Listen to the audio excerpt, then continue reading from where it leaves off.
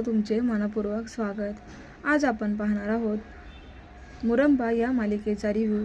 नवीन असाल तर चॅनलला आत्ताच सबस्क्राईब करा। तर मुरंबा या मालिकेमध्ये प्रेक्षकांनो आपण पाहिलं की रमाला अस्मितवरती संशय आलेला असतो, कारण अक्षय अचानक कसा काय बदलला। अक्षय हा सारखंच रमाला वहिनी वहिनी म्हणत असतो आणि रमाला संशय येतो की अचानक अक्षय मला सारखंच वहिनी का म्हणतोय। नक्कीच अस्मितला हे भेटले असतील, पण मला तर असं वाटतंय की अस्मितने तोंड उघडले वाटतं अक्षय समोर। म्हणजे माझा प्लॅन आता अस्मित मोडून टाकतो की काय, मला अस्मितला भेटावंच लागेल। म्हणून आता ते एका रेस्टॉरंटमध्ये कॅफे शॉपमध्ये अस्मितला बोलवते भेटण्यासाठी। मग आता तिथे भेटल्यावरती रमा ही अस्मितला म्हणते, अस्मित मी तुला जे विचारते ते खरं सांगावं लागेल। आपल्या प्लॅनबद्दल तू अक्षयला बोललायस का? तेव्हा अस्मित म्हणतो की नाही ग रमा। मग तू अक्षयला कधी भेटला होतास अस्मित? ती आता इन्क्वायरी करत असते आणि अस्मितला त्याची उत्तरं द्यायची असतात। तेव्हा अस्मितसुद्धा खूप घाबरतो, कारण त्याला माहिती की आपली चोरी पकडली गेली आहे। त्यानेच अक्षयला सांगून दिलेलं असतं की रमा जो काही लग्नाचा विषय आणून मला समोर बोलवते, म्हणजे जे काही तिचा ड्रामा आहे तो म्हणजे नाटक आहे, तिला माझ्याबरोबर लग्न करायचं नाही आहे, पण हे तुझं प्रेम मिळवण्यासाठी ती करते। तेव्हा आता अक्षयला कळालेलं असतं की रमाचं हे नाटक आहे आणि म्हणूनच तो मुद्दामूनच तिला वहिनी वहिनी असं चिडवत असतो। तेव्हा आता रमा अस्मितला म्हणते की सांग ना मला खरं खरं, तुझं आणि अक्षयचं काय बोलणं झालंय?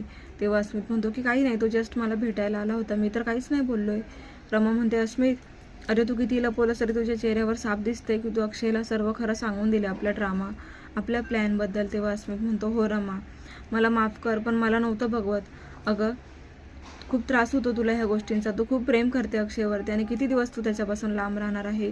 कुठेतरी मी मध्यस्थी होऊन त्याला सर्व काही खरं सांगून दिलंय, कारण वेळ निघून गेल्यावर हातात काहीच राहणार नाही असं मला वाटत होतं। तुझ्या घरचे खूपच लग्नाची घाई करताय आणि आपलं तर हे नाटक होतं। तुला तर अक्षय आवडतो, तुझा नवरा आहे तो, आणि म्हणून मी पुढाकार घेऊन तुमच्या दोघांना एकत्र आणण्यासाठी हे केलं। तेव्हा रमा म्हणते, काय अरे अस्मित काय करून ठेवलं तू हे? थोड्याच दिवसांचा प्रश्न होता, तू एकदा तरी मला विचारायचं होतंस। एवढे दिवस झाले अक्षय मला छळतोय आणि थोड्या दिवसांसाठी तू तर माझा प्लॅनच फसवला। मी पण काय वेडे आहे ना, जो वेडा आहे त्यालाच ह्या नाटकामध्ये घेतलं। शी यार, असं रमाला पश्चाताप होत असतो तर अस्मित म्हणतो, काय रमा मी काय चुकीचं केलं? तुझा नवराच आहे ना तो, मग काय झालं नवरा बायकोला एकत्र नाही आणू शकत का? मी तुझा मित्र आहे, एक मित्र म्हणून मी तुम्हाला मदत केली तर काय बिघडलं? तेव्हा रमा म्हणते, तू तर ठीक आहे चल, आता मी तुला काहीच नाही म्हणू शकत। तेव्हा आता रमा म्हणते की अस्मित आता मला तुला काहीतरी सांगायचं आहे, म्हणजे आता एक माझा प्लॅन आहे त्याच्यामध्ये प्लीज मला तुझा सपोर्ट हवा आहे, इन्व्हॉल्व होशील का माझ्या प्लॅनमध्ये? अस्मित म्हणतो, ठीक आहे काय करायचं आहे? तेव्हा तर रमा त्याला प्लॅन सांगू लागते की हे बघ, मी आता रस्त्यामध्ये आपण दोघं चालत चालत जाणार, तिथे एक गाडीवाला मला मागून धक्का देणार आणि माझा अपघात होणार आहे। तेव्हा आता हे सर्व नाटक आहे। जेव्हा तो गाडीवाला मला धक्का देईल, मी खाली पडेल, तेव्हा तो अक्षयला फोन करून असं सांगायचं की रमाचा इथे रस्त्यामध्ये ॲक्सिडेंट झाला आणि रमाला खूप मोठी दुखापत झाली। तेव्हा आता पुढे अक्षय काय करतो हेच मला पाहायचं आहे। तेव्हा ठरल्याप्रमाणे अस्मित म्हणतो, ठीक आहे। मग रमा ही एका गाडीवाल्याला सांगत असते की मी अचानक अशी रस्त्याच्या बाहेरून अशी मध्ये येईल आणि तुम्ही पटकन ब्रेक दाबायचा आणि निघून जायचं, त्यानंतर पुढे काय करायचं हे मी पाहून घेईल। असं म्हणून आता रमा रस्त्यामध्ये जात असते आणि अस्मितला ते एका बाजूला उभं करते की अस्मित आता तू इथेच उभं राहा आणि मग हा अपघात झाला ना की लगेच अक्षयला कॉल कर। तर असा प्लॅन ठरलेला असतो।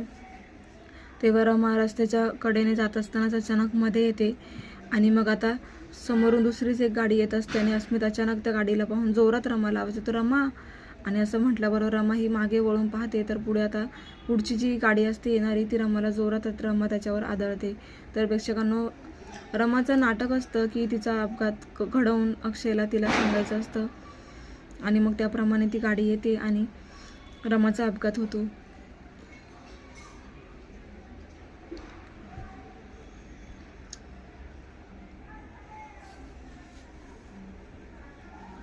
तर प्रेक्षकांनो आता रमाचा अपघात झाल्याबरोबर अस्मित हा खूप घाबरतो आणि लगेच म्हणजे नाटक असतं, अस्मित लगेच अक्षयला कॉल करतो आणि म्हणतो की अक्षय कुठेस तू, मला तुझ्याशी खूप महत्त्वाचं बोलायचं आहे। अक्षय म्हणतो, बोल ना।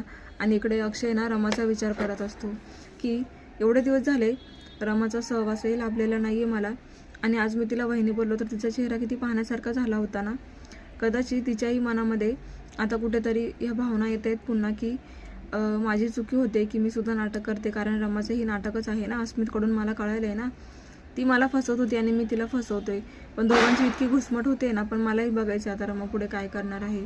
त्याचा हाच विचार चालू असताना इकडनं अस्मित फोनवर सांगतो की रमाचा खूप मोठा ॲक्सिडेंट झाला आहे रमाला खूप मोठी दुखापत झाली. अक्षय तू जिथे कुठे असशील तिथून लवकर घरी ये.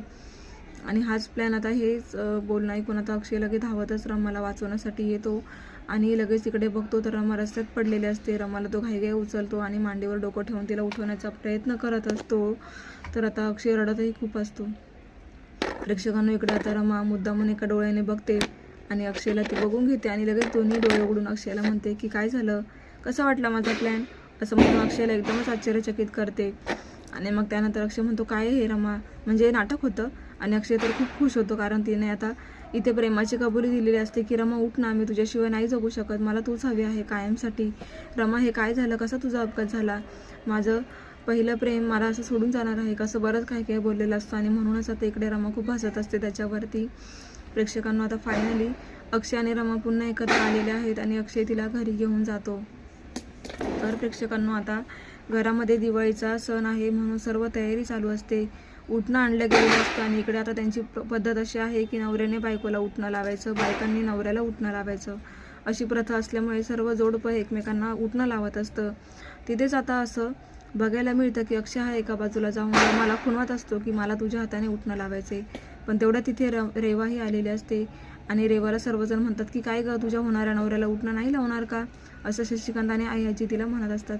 तेव्हा ती म्हणते लावणार ना, माझ्या नवऱ्याला मीच उठणं लावणार, मग कोण लावणार आहे. तेव्हा आता अक्षयचं बिलकुल मन नसतं कारण त्याला रमाच्या हाताने उठणं लावायचं असतं आणि म्हणूनच तो जरा बाजूला जातो कारण सर्वजण खूप बिझी असतात, जे ते ज्याच्या त्याच्या बायकांना नवऱ्यांना उठणं लावत असतात. आणि म्हणूनच आता अक्षय हा बाजूला होऊन रमाला खुणवतो की इकडे ये. मग रमा आता उठणं घेऊन अक्षयला बाहेर भेटायला जाते आणि मग त्यानंतर रमा ही अक्षयला उठणं लावत असते. आता अक्षय खूप खुश होतो कारण त्याला त्याच्याच बायकोच्या हाताने उठणं लावायला मिळालेलं असतं, तेही घरच्यांना माहीत नसताना. मग आता अक्षय खूप इमोशनल होतो आणि म्हणजे तो खूप रोमॅन्टिक होतो आणि लगेच रमाला मिठीमध्ये घेतो. तर आता खूप दिवसानंतर त्यांना एकमेकांचा सहवास लाभल्यामुळे ते बराच वेळ रोमॅन्टिक मूडमध्ये एन्जॉय करत असतात, स्वतःचा वेळ स्पेंड करत असतात. तर प्रेक्षकांना फायनली रमा आणि अक्षय एकत्र आलेले आहेत आणि त्यानंतर अक्षय खूप खुश होतो आणि म्हणतो की आता आपण दोघं एकत्र तर आलो, पण अजून थोडे दिवस आपल्याला नाटक करायचं आहे कारण मला रेवाचा जो काही खरा चेहरा आहे तो समोर आणायचा आणि म्हणूनच मी हे नाटक केलं होतं रमा.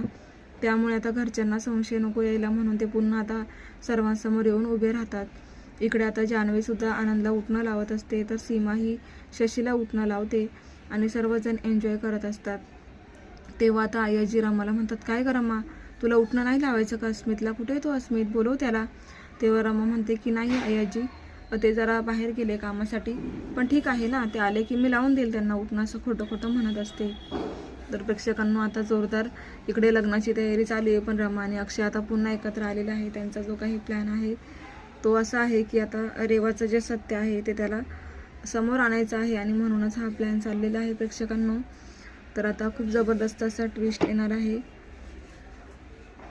तर इकडे शशिकांत हा मुद्दा म्हणूनच रमाला चिडवत असतो की लाव तुझ्या अस्मितला उठणं लाव, तुमची तर पहिलीच ही दिवाळी आहे ना, खूप मजा येणार आहे, असं ते एकमेकांना चिडवतही असतात. प्रेक्षकांना आता पुढे काय होणार हे आपल्याला पाहायचंच आहे. त्यासाठी नवीन असाल तर चॅनल आत्ताच सबस्क्राईब करून घ्या. नोटिफिकेशनसाठी बेल आयकॉनवर क्लिक करा म्हणजे रोजचे अपडेट्स तुम्हाला वेळेवर पाहायला मिळतील. कमेंट करून नक्की कळवा आजचा भाग कसा वाटला ते. आपण पाहणार आहोत मुरंबा. उद्याच्या भागामध्ये आपल्याला पाहायचे की पुढे अक्षय आता रेवाचं सत्य कशा प्रकारे बाहेर काढणार आहे आणि घरातील सर्वांना कसे पुन्हा रेवाचं जे काही कटकारस्थान आहे हे कळणार आहे. तेव्हा रेवाची हकालपट्टी ही कन्फर्म आहे, पण मग अक्षय आणि रमाला एकत्र येण्यासाठी आता अजून काही दिवस लागणार आहेत. प्रेक्षकांना पाहायला विसरू नका मुरंबा.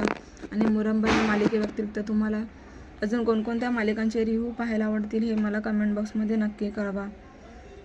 चला तर मग भेटूया उद्याच्या भागामध्ये. धन्यवाद.